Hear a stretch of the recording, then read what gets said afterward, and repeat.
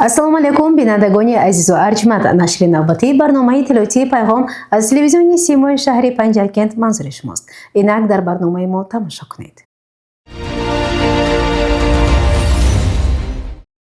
дар толори мақомоти иҷроияи маҳаллии ҳокимияти давлатии шаҳри Панҷакент таҳти роҳбарии раиси шаҳри Панҷакент Абдухолиқ Холиқзода ҷаласаи ҳафтавори назоратӣ назди раиси шаҳри Панҷакент баргузор гардид.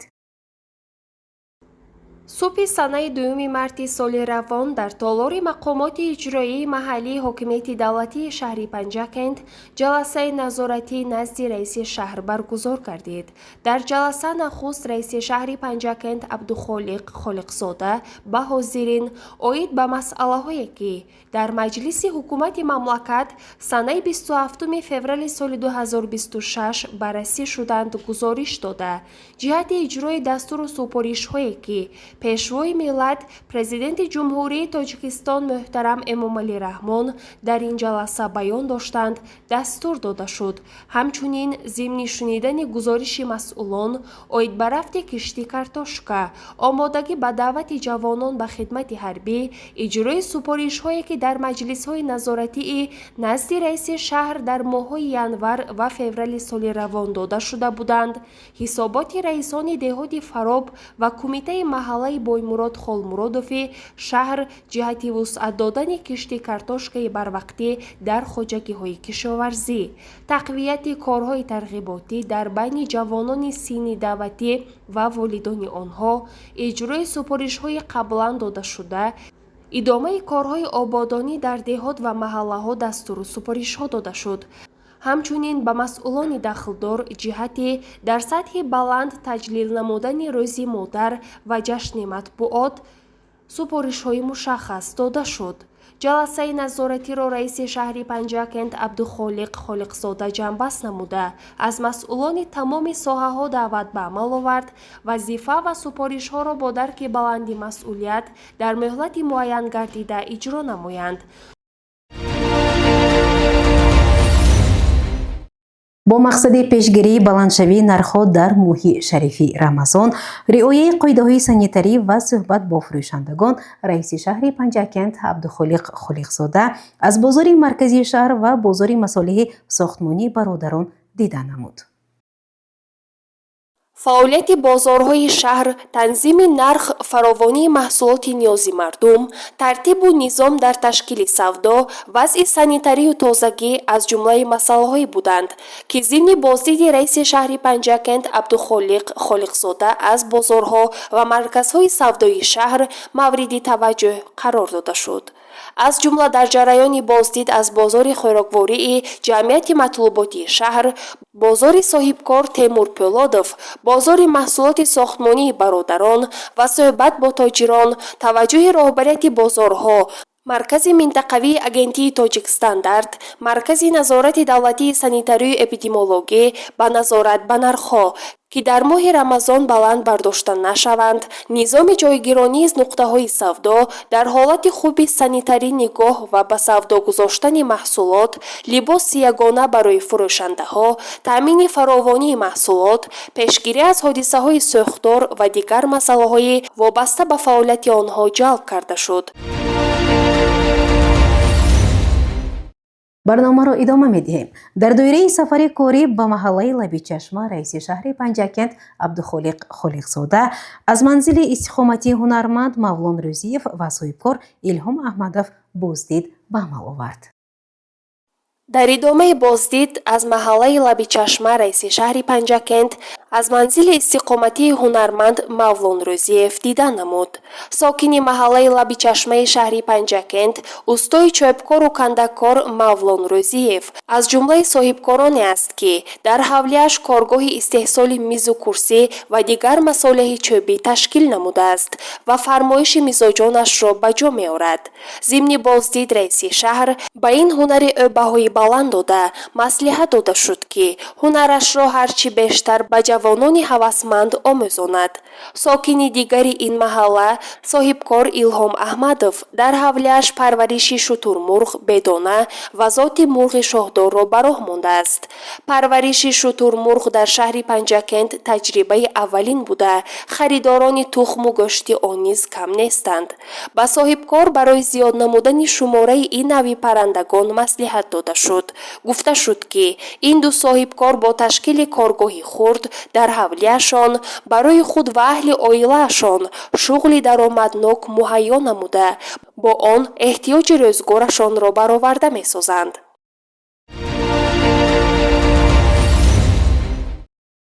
барномаро идома медиҳем. дар шаҳру деҳоти Панҷакент бо мақсади татбиқи барномаи давлатии кабудизоркунии ҷумҳурии Тоҷикистон барои давраи то соли 2040 ва нақшаи мақомоти иҷроияи маҳаллии ҳокимияти давлатии шаҳри Панҷакент маъракаи ниҳолчинонӣ бо маром идома дорад. гузоришҳои хабарнигорони мо аз маъракаи ниҳолчинонӣ омода шудааст. мутаваҷҷеҳ бошед. дар ин айёми фарорасии баҳори зебо мутобиқи нақшаи сабзу хуррамгардонии мақомоти иҷроияи ҳокимияти давлатии шаҳри Панҷакент маъракаҳои ниҳолчинонӣ бо маром вусъат меёбад. аз тарафи ҳайати роҳбарӣ ва кормандони маркази ташхиси минтақавӣ агентии тоҷикстандарти шаҳри Панҷакент дар шоҳроҳи Панҷакент, Самарқанд дарахтони ҳамешасабзи сӯзанбарг шинонида шуд. сардори марказ ҳабибзода умидҷон иттилоъ дод ки дар қитъаи ҳудуди ҷамоати деҳоти Сарасп воқеъ дар шоҳроҳи Панҷакент Самарқанд 200 бех ниҳоли сӯзанбарг шинонидем ва дар заминаи нақшаи муайяншуда дар маҷмӯъ 1000 бех ниҳолҳои ҳамешасабз шинонида мешавад.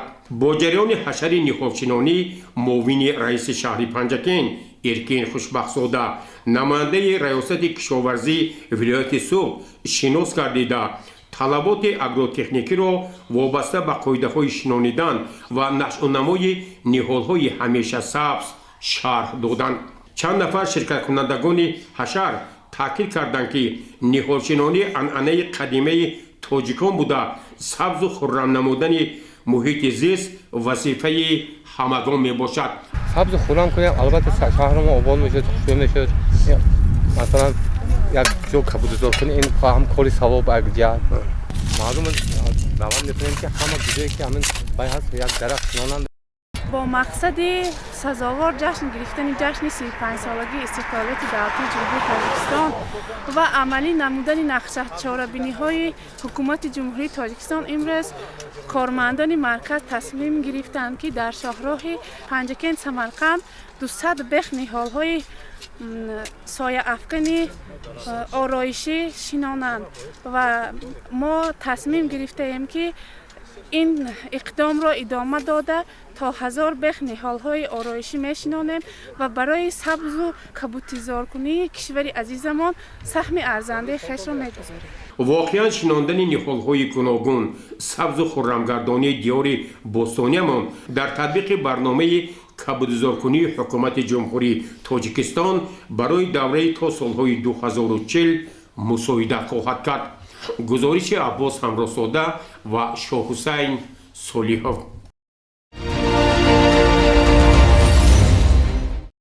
бо мақсади татбиқи барномаи кабудизоркунии ҷумҳурии Тоҷикистон барои давраи то соли 2040 дастури супоришҳои вазири корҳои дохилии ҷумҳурии Тоҷикистон генерал полковники милитсия Раҳимзода Рамазон ҳамроҳ сардори раёсати вазорати корҳои дохилии ҷумҳурии Тоҷикистон дар вилояти Суғд генерал майёри милитсия Пирзода Маҳмадсафар аз тарафи ҳайати роҳбарӣ ва шахсӣ шӯъбаи вазорати корҳои дохилии ҷумҳурии Тоҷикистон дар шаҳри Панҷакент дар майдони қариб 1.2 гектар заминҳои бекорхобидаи теппаҳои ҳудуди ҷамоати деҳоти Чинор дарахтони гуногун шинонида шуд. маъракаи ниҳолчинонӣ таҳти роҳбарӣ бевоситаи сардори шӯъбаи вазорати корҳои дохилии ҷумҳурии Тоҷикистон дар шаҳри Панҷакент подполковники милитсия Ташрифзода Шовалӣ ҷараён гирифт. мавриди зикр аст ки аз тарафи ҳайати шахсии шӯъбаи вазорати корҳои дохилӣ ҷумҳурии тоҷикистон дар ин мавзеъ қаблан бекор хобида даҳҳо намуд дарахтони мевадиҳанда аз қабили себу олуча ноку хурмо ва дигар дарахтони сояафкан шинонида шуд. аз рӯи иттилои муовини сардори шӯъбаи вазорати корҳои дохилии ҷумҳурии тоҷикистон дар шаҳри панҷакен подполковники милитсия умарзода усмон тура ҳайати роҳбарӣ ва шахсии шӯъбаи вазорати корҳои дохилии ҷумҳурии тоҷикистон тасмим гирифтанд ки ҳар ҳафта рӯзҳои шанбе дар маъракаҳои ниҳолшинонӣ сабзу хуррамгардонӣ ва тозаву пироста намудани атрофи бинои маъмурии шӯъба тадбирҳои мушаххас андешанд. пас аз анҷом додани маъракаи ниҳолшинонӣ кормандони шӯъбаи вазорати корҳои дохилии ҷумҳурии тоҷикистон дар шаҳри панҷакен дар атрофи бино ва саҳни он як ҳашари дастаҷамъонаи тозагӣ анҷом дода тасмим гирифтанд ки минбаъд низ чунин тадбирҳо андешида мешавад. таъкид шуд ки аз тарафи шӯъбаи вазорати корҳои дохилии ҷумҳурии тоҷикистон маъракаи ниҳолшинонӣ таҳти унвони иқдоме ки як гӯшаи ватани бешосорро сарф мегардонад идома дода хоҳад шуд. гузориши Аббос Ҳамросода ва Талабшо Тошиқ.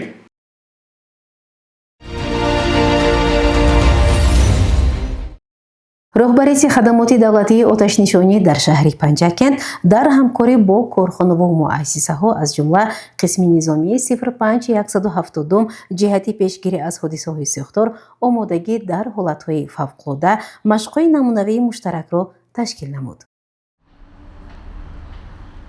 дар заминаи нақшаи чорабиниҳои хадамоти давлатии оташнишонии шаҳри Панҷакен ҷиҳати баландбардоштани истеъдоду маҳорат ва ҳушёрии роҳбарони корхонаи муассисаҳо пайваста машқҳои соҳавӣ гузаронида мешавад. дар машқи навбатӣ нахуст кормандони хадамоти давлатии оташнишонии шаҳри Панҷакен тавассути нақлиёти махсусгардонидашуда барои анҷом додани як машқ вобаста ба ҳолатҳои фавқулода ба қисми ҳарбӣ 05-170 мустақар дар шаҳри Панҷакен омаданд. инҷо нахуст оташнишонон пеш аз ҳама барои наҷоти онҳое ки аз таъсири сӯхтор зиён дида буданд оғоз намуданд. ба зиёндидагон дар навбати аввал ёрии аввалии тиббӣ расонида шуд ва онҳо тавассути нақлиёти ёрии таъҷилии тиббӣ ба беморхона фиристода шуданд. ҳамзамон дар ин ҷо барои хомӯш кардани нерӯи барқ тадбирҳо андешида шуда сӯхтори сарзада хомӯш карда шуд. аз тарафи ҳайати қумандонии қисми ҳарбӣ 05-170 мустақар дар шаҳри Панҷакен барои ташкилу баргузории машқи тамринӣ пешгирӣ ва машқи омӯзишӣ ва тамринӣ пешгирӣ аз сӯхтор арзи сипос карданд ва таъкид шуд ки минбаъд ҳамкории ин қисми ҳарбӣ бо хадамоти давлатии оташнишонӣ боз ҳам беҳтар хоҳад шуд. гузориши Аббос Ҳамросода ва Шаҳбоз Қурбонов.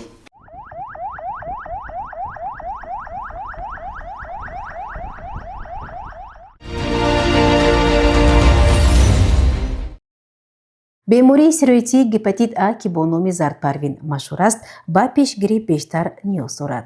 вобаста ба роҳҳои пешгирӣ ва ташхиси ин беморӣ табиби сироятшинос Ҷонон Тошев ба мо чунин маълумот дод. мутаваҷҷеҳ бошед ба мусоҳибаи барнома. бемории гепатит ин илтиёби ҷигар аст ва барангезандаи гепатитҳои вирусӣ зиёда аз 10 намуди вирусҳо дохил мешаванд ки онҳо ба гурӯҳҳои А, Б, С, Д, Ф мансубанд. гепатити вируси А ин намуди гепатит ки дар байни аҳолӣ бо истилоҳи зарпарвин маълум шудааст. асосан дар байни кӯдакону наврасон ин беморӣ паҳн мешавад. мавсимнокии ҳамин беморӣ дар фаслҳои баҳору тирамоҳ اوج میگیرد. به این گونه گپتیت آدمان به واسطه های دستان چرکین، آب افلاس و دیگر اسباب‌های روزگار خیلی که در فصل تیر ماه و بهار نشستن میوه ها سیرت مییابند. علامت های همین بیماری این بلندشوی حرارت بدن، سرخی پیشو، دل بی‌حضوری، قید کنی، درد در قسم راست جگر به نظر گرفته می شود. درد شکم، علامت هایی که در بالا ذکر کردیم خاص می باشد. طبابت این بیماری اساساً هنگام رعایت کردن رژه بستری، رعایت پرهیزی، طبابت سری وقتی در مدت 10-15 روز سلامتی پیشگیری همین بیماری هپاتیت A خیلی که به همه معلوم است. شستن دستان بعد از غذای حاجت، شستن میوه ها، بسیارتر آب را جوشانیدن شدن در کار برای پیشگیری همین بیماری. کشاورزان خواجگی دهقانی حقیقتی جماعت دهاتی شین که هر یک روزی بهاری را ثمرناک استفاده برده میخواهند کشتی بهاری را سری وقت به انجام رسانند. کشاورزان خواجگی دهقانی حقیقتی جماعت دهات شین هر روز بهار را ثمرناک استفاده میبرند. آنها با رعایت تکنولوژی معاصر کشت، به نرم نمودن زمین، آماده کردن قطعه ها و وارد نمودن نوری های مینرالی مشغولند. با استفاده از تجهیزات کشاورزی و تجربه پیشقدم دهقانان تلاش دارند که حاصل فراوان به دست آورند. من بابا قلوف عمری رئیس کوپراتیو تجارتی حقیقتی شین می باشم. من در خواجگی دهقانی کوپراتیو تجارتی حقیقت 1560 سهامدار بوده. در اصل 140 گیکتار زمینی آبی، 57 گیکتار بو و 46 گیکتار زمینی للمی وجود می باشد. در همین خواجگی دهقانی کوپراتیو تجارتی حقیقت ما نو وابسته با مشکلات هایی که در کوهستان ما زمین های ما بسیارش در کوهستان است، نو وابسته با همین مشکلی ها نگاه نکرده سهامدارای ما میخواهند که در جشن 35 سالگی سهم خود را گذاشته نو وابسته با همین مشکلی ها نگاه نکرده حاصل های خوب را میگیرند. ما در خواجگی کوپراتیو تجارتی حقیقت چطور که به همه معلوم است با در اساس امر و سپارش های جناب عالی محترم امام علی رحمان و رئیس شهر ناحیه پنجکین با ما وابسته کردند که باید که ما کارتوشکا کش نماییم. ما حاضر علاقه در این بود و هوا نگاه نکرده حاضر زمین ها رو تیار کردگیم، اما از سبب کم بودی که وضع هوا ما علاقه قریب 2 گیکتار زمین در با کشتی کارتوشکا تیار کردیم. از سبب بارشات ما کاشته نتونستیم. خواجگی کوپراتیو تجارتی حقیقت از سالهای پیش چطور که به همه معلوم است هم چاروادار بود و هم چاروای کلان شاخدار داشت. در خواجگی دهقانی کوپراتیو تجارتی حقیقت در عین حال 424 سر مال میده، 232 سر حیوان کلان شاخدار، 22 تا اسب موجود می باشد. خواجگی کوپراتیو تجارتی حقیقت از سبب با آب پالوزی تنقسی کشیدنش تصمیم گرفتند که در همین نیمی همین زمین ها رو آبی باشد شود، هم که با طریق خودجاری از دریای زرافشان که سالهای پیش کانالی که بسیار سال پیش از کار موندگی بود، حاضر این زمان با دستگیری هم سهامداران با هم دستگیری رودمردای همین دهه‌ای که دهه جماعت شین که در روسیه مهاجرت مهنتی هستند دستگیری کردند. ما حاضر تصمیم گرفتیم حاضر خدا خواهد در همین سال انشالله همین کانال را برآورده کم باشدم که همین زمین های ما را آبی میکنیم خدا خواهد.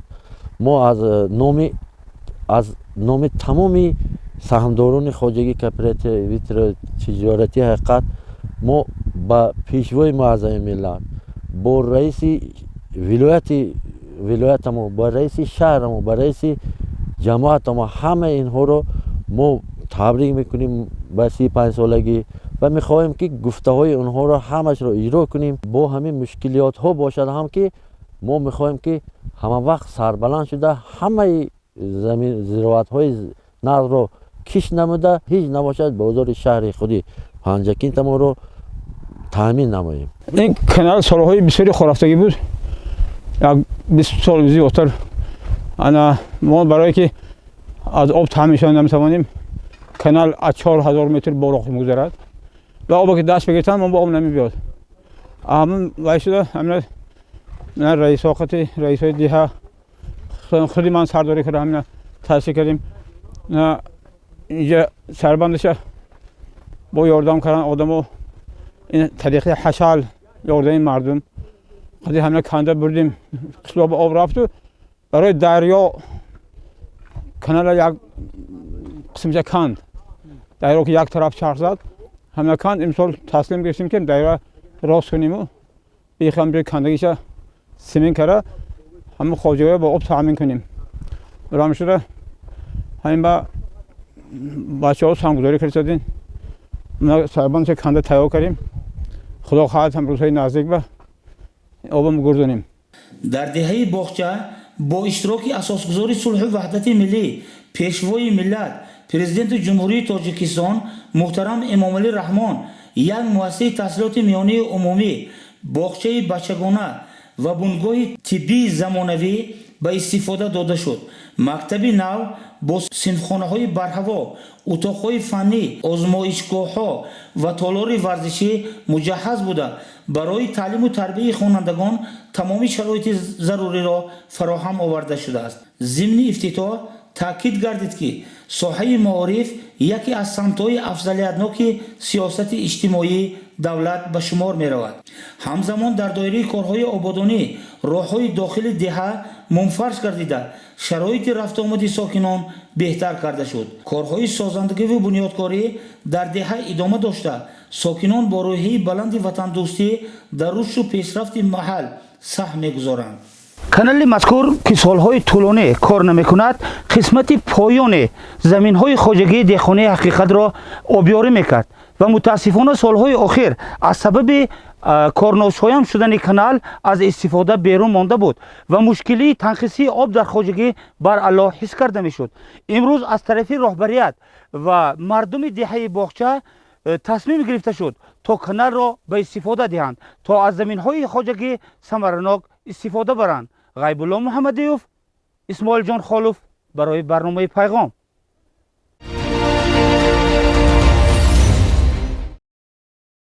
تماشابینان عزیز و ارجمند در همینجا برنامه اطلاعاتی پیغام به پایان میرسد. تا برنامه‌های نوبتی سلامت و سربلند باشید. خیر.